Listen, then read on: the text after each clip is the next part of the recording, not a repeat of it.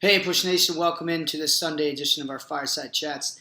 Today, I want to get into some of the challenges that the new United States faced as it began its new embarkment on and as an independent country at the beginning of the Revolutionary War.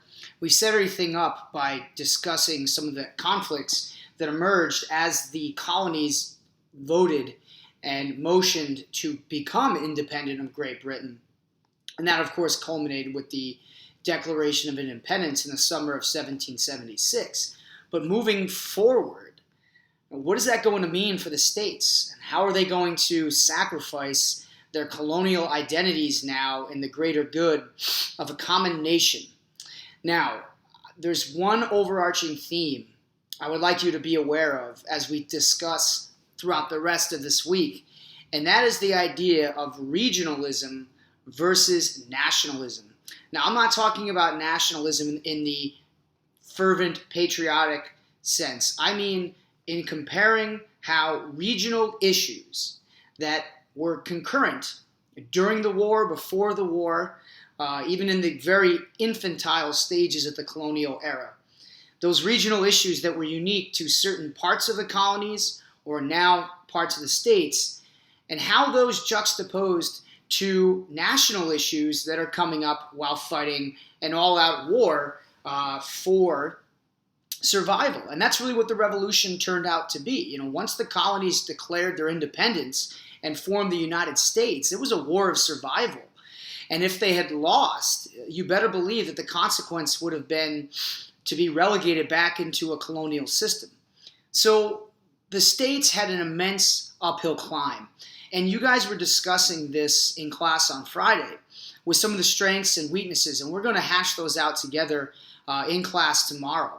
But what I want to get through today is really, again, this idea of regionalism versus nationalism. It was so ingrained in all 13 colonies that they were independent of one another, and that was something that we had really spent a good quality time with, looking at how the New England and Middle and Southern colonies all varied in terms of their labor systems, in terms of their social systems, in terms of their economic systems, and in terms of all the different varieties of culture with religion and language and immigrant presence and whatnot. That is going to be one of the most significant deterrents to starting out a new country. Some of the colonies, which turned into states after the Declaration, simply did not want to relinquish their power. They had become very accustomed to organizing their own militias, to organizing their own and regulating their own trade, raising their own taxes. Well, hold on a second. Now we've got to give up all that power, or should we give up all that power, for that matter, to a national government? And speaking of this overarching question, the new national government, you know this as the Articles of Confederation. One of the more underrated aspects of the entire war is that while this new state, United States of America, was combating the biggest, baddest military on the planet, they also had the time and the wherewithal to attempt to create a working government. And the Articles of Confederation is that working government during the American Revolution. Now, you guys probably were formally introduced to the Articles back in sixth grade, but you would have really hit it pretty good, hopefully, in AP Government a few years ago. So that's why I wanted to sort of blitz our way through this and get through the Articles rather quickly. I'm going to email with this video a nifty little diagram that outlines the differences between the weaknesses and strengths of the Articles. So what I want to really get into here is talk about the Articles' lack of power, some of their lack of power, and some of their strengths in terms of organizing the United States into a new nation. Now, the setup of the Articles rejected the notion of an executive leader. The fear of a monarchy was omnipresent on all of these state leaders. And so when the Articles were drafted shortly after the independence, the Declaration of Independence, there was only one branch of government, a unicameral legislature.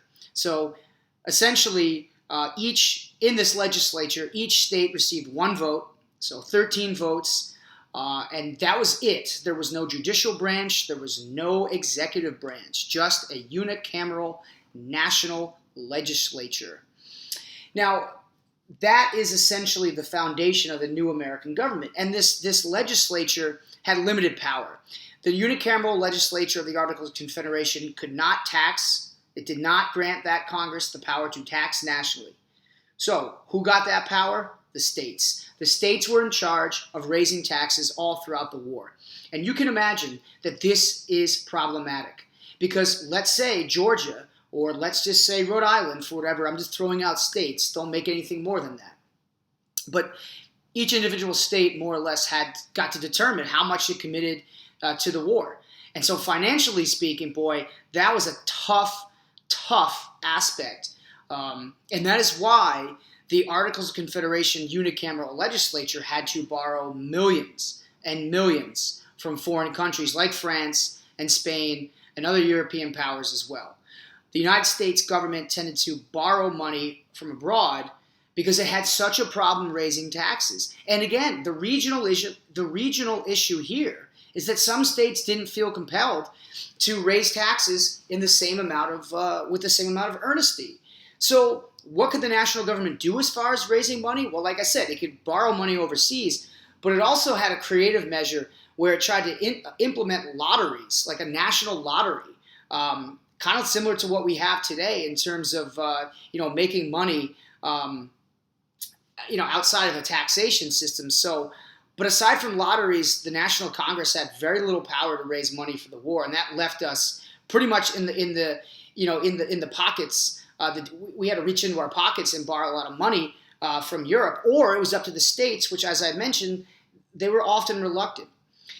The National Congress also took on another aspect, was organizing the war. I mean, it was the National Congress, the legislature's job under the Articles of Confederation to administer the war. But aside from nominating George Washington to take up the leadership of the Continental Army, the National Congress had an awfully difficult time with state militias. This was, again, another one of those regional issues that I keep mentioning, because colonies had formed their own militias. And for years, the militias had serviced the colonial assemblies in each respective colony. Well, now all of a sudden, Washington especially is having an awful time with trying to organize and work within these state militias, because the militias were refusing to fold over and join into the Continental Army. Now, the Continental Army got most of its soldiers as volunteers. This, again, would have been something that the Articles dealt with. The incentive for volunteering to fight for the United States at the time, often men were pledged money, like a bonus, and they were also promised cheaper land they could buy in like the Western territories. But the contracts tended to be about a year. And when that year was up, that was it. A lot of soldiers said, "Oh, the heck with this. Let's go home." The men who fought were awfully common men, not professionally trained soldiers at all. And I have a good anecdote I'm going to share with you guys about that tomorrow, once we get through our writing workshop. But the Continental Army had a brutally tough time organizing an army and keeping men to fight. I mean, that was one of the biggest challenges, is they couldn't keep guys in the army. Men would fight for a year and then just go home. And Washington fought that issue all throughout the war. So another regional versus national issue here is actually the soldiers themselves. And the Continental Congress, again, they did everything they could to incentivize people to fight. But what they did not do was a conscription. There was no military draft ever during the war. And while it was certainly proposed, that was another issue that the states would have never agreed upon. And so there was no military draft, no compulsory service for Americans in the Revolutionary War. Other challenges that the Articles faced, we will certainly talk about them much later in the year. I'm sorry, not much later in the year. I mean, much later in the week or next week or sometime. But the Articles were adept. You got to give them a lot of credit for the way that they handled foreign alliances. The United States would sign a treaty with the French. We'll talk about this tomorrow or Tuesday. In 1778, we made numerous alliances. The United States made numerous alliances over the course of the war. And so the Articles were very flexible in granting the new Congress and American government power to negotiate and create alliances. So you can hail that as one of the great successes of the Articles of Confederation. And remember, we're not here to bash the Articles. We're not here to rip them apart. They do get a lot of flack, especially after the war is over. But throughout the war, the Articles of Confederation government, it maintained unity. That was maybe its greatest achievement. For some reason and some way, the Articles kept the government together. States did not secede. They did not break off. Yes, they may have had their own state militias, and even almost every state after independence, while the war was going on, which is still so cool to me.